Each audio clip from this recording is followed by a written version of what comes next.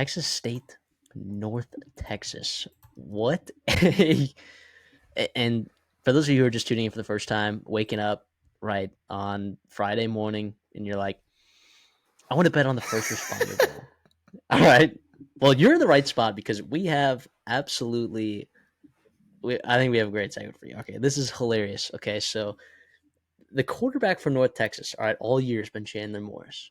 And honestly, he's played pretty well, right? I drafted him in our CD and I's fantasy league, or I shouldn't call it a league, it's just us two. We compete, and it ended up being a really good pick, right? Because that Eric Morris offense, it's so pass heavy, and you lose Ayo Adeyi to James Madison, who's so effective for you at running back. This year, I mean, now you're moving on from Chandler Morris because he's in the portal. He's gone. He signed with Virginia. Okay. You brought in true freshman Cash McCollum, right, from China Springs. He's in the portal now. But what's crazy is that he wasn't even the quarterback, too. It was Drew Mehringer, all right, the walk-on quarterback from, well, he's from Austin, but what do you say? Vandergrift. He has not started a football game since 2020 at quarterback. He played safety in high school because the starting quarterback over him was, well, one of them is now a catcher at somewhere like Kentucky or something, or UCF, one of those schools. In 2022, 2023, it was Deuce Adams, the quarterback now, who's a freshman at Louisville. So this kid, who is in an offense that, by the way, was top 5 in the country from a passing attack perspective, you got a guy who has not started a college football game since the year, not a college football game, or high school game. He never started a high school varsity football game at quarterback, and here he is, a walk-on quarterback, playing against Texas State in the First Responder Bowl in Dallas. How freaking awesome is that? Yeah, well, first of all, I mean, just incredible. Absolutely incredible. And by the way, like, not only was he a safety, right? 6'4", 210. How would you like to play against that, right? In high school, as a opposing wide receiver, quarterback. But he won the job, right? And early on, you saw him playing, right? Inexperienced as he was, they trust him enough to win that job and go out there and play against Texas Tech in Wild. Yeah. So holy cow. We watched his tape, and it was limited because he was the backup, right? So they'd have him come in. He's thrown 36 passes from varsity high school till now. He's thrown 36 passes ever. Obviously, he moves pretty well because he was a high school DB, and he's got a nice arm. I wouldn't call it super live, but I think it's a catchable ball. And I know that term is used and thrown around. What the hell does that mean? He just throws a pretty ball, right? And whatever it may be, it's going to be – actually, I have no idea how it's going to be, but I know Chandler Morris is very freaking good, right? And I know he was awesome. For North Texas, right? And I would also say, like, that shows he's going up to Power 4, right, for a reason. And he was at Power 4 before as well. Yeah, this is awesome. And also, I'll say here before we get into more of Texas State and stuff that they can offer, bring to the table, this is Denton versus San Marcos, right? Not too far away from each other, and they're meeting in the middle there. Not really in the middle, closer to Denton, obviously, with Dallas, but it's going to be awesome.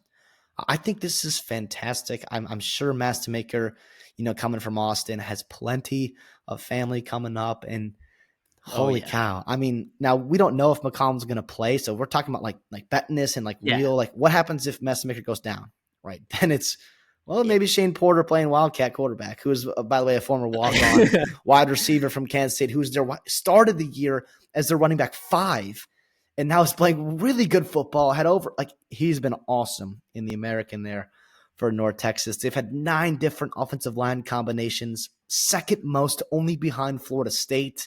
I mean, it has been crazy for North Texas. It's getting more crazy with Mastermaker coming in, and we're here for it. That's why you're watching this video. That's why we love college football, because of stories like this. Now, I don't know how it's going to end. I'm not going to tell you all roses. It's going to be fantastic. He's going to come in. It's going to be Caden Veltkamp all over again, throwing for 6 touchdowns, yada, yada, yada, in this bowl game. But damn it, selfishly, I wouldn't hate it. Even though I'm picking against him, I'll take Texas State here, minus 13.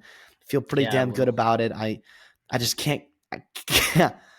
Responsibly, like being responsive here, I think we have to take Texas State here. And You also have some other guys that are in the portal as well. Starting wide receiver, DT Sheffield going to Rutgers. You've got the tight end going to Oregon State. You've got the center going to Kansas. You've got your left guard who was hurt, but he's also not coming back. You've got a couple other guys that have played a lot of meaningful snaps there. So All I'm hearing is power four, power four, power four, power four. Walk-on quarterback that's thrown 36 passes since varsity year of high school. Yeah, I'm on Texas State minus 13 with you. And last year we were talking about like Texas State, how good on that defensive line they were in terms of penetration. I mean, and then you saw it in the Rice game, right? Just absolutely putting them in a blender and just absolutely murdered them in that bowl game. Right? They're what, second in the country, first in the country in tackles for loss last year. Texas State was. This year, you kind of flipped the script where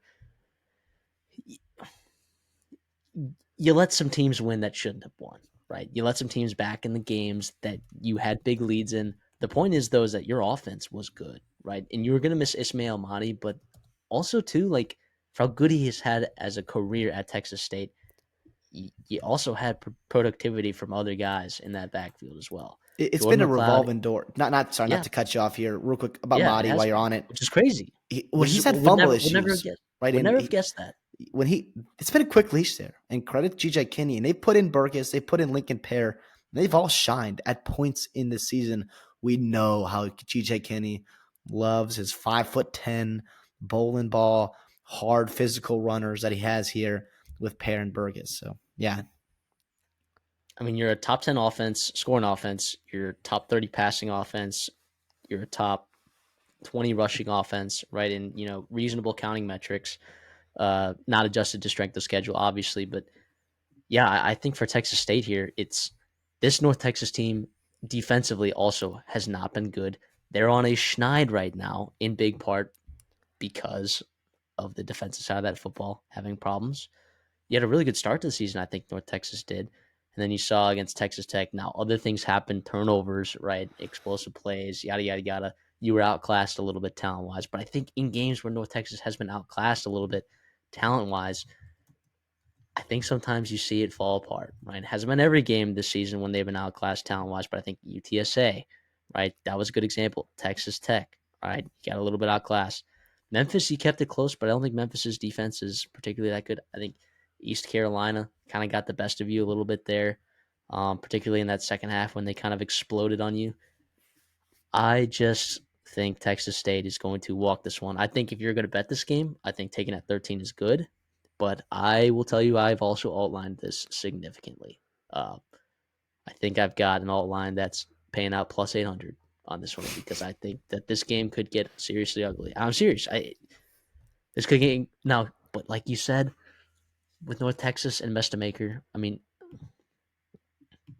you don't know. he won the job. He literally won the job. Cash McCollum, right, as a sophomore, right, the true freshman that they brought in from China Springs or Wimberley, I guess you should say. He led his team to a state championship his sophomore year, and then he started for 3 years, almost 9,000 yards passing. I mean, he's a good quarterback, right? I don't know what happened there, right? I'm sure he's going to get picked up by some teams, either lower G5 teams or maybe some high FCS teams, right? Go the incarnate word route, whatever it is, right? He'll land somewhere and probably play right away. But Mestamaker won the job. That's what scared me. Like, I almost didn't take this minus 13 because I'm like, maybe I just outline this, right, and not take this minus 13 because, of the chance that Mestamaker is actually that guy. Because, again, he won the job. He played against Texas Tech, when Morse got, like, late in the game for Morse. So, I don't know. But also, aside from Morse, yeah, like you talked about, just so many opt-outs from North Texas. And opt-outs for Texas State, too, mostly on the defensive side of the football, right? But when you have this quarterback thing going on for North Texas, do you need that elite? I'm not going to say elite defensive line, but the the starting defensive linemen, those interior guys that you had, do you need them? Right? I don't know. I don't know that I'm as worried about Texas State's opt outs. I guess aside from your right tackle spot, but again, North Texas. I mean, how good were they even rushing the passer? I mean, not great. I mean, they're metrically defensively, they're 116th against the run and 121st against the pass, right? And You have McLeod playing. You've got the wide receivers, Hobart, Williams, Wilson, all 600-plus yards playing. I'm with you here on Texas State minus 13. I do say like path to victory for North Texas, right? Run the ball well, right? Shane Porter, right? And you hope to do that with the crazy offensive line shuffling. Although it does help you. I will say here, like North Texas gets 15 practices, same as Texas State. It helps North Texas a whole heck of a lot more than it probably helps Texas State. And that's because of the new people you're putting in at offensive line, at quarterback, at wide receiver. You got some true freshmen playing everywhere. But this line's at 13 for a reason. Also, you got a couple good players, a couple good undersized players for North Texas here. Roderick Brown, defensive lineman, as well as the cornerback. Ridge Texada has been a legend there for North Texas. But yeah, I'm with you on the outline's interesting. I'm not going to do it because secretly, even though I'm going to be picking Texas State, probably be putting some dough on it, I will be rooting for Drew Mehringer and North Texas. I hope there's fireworks.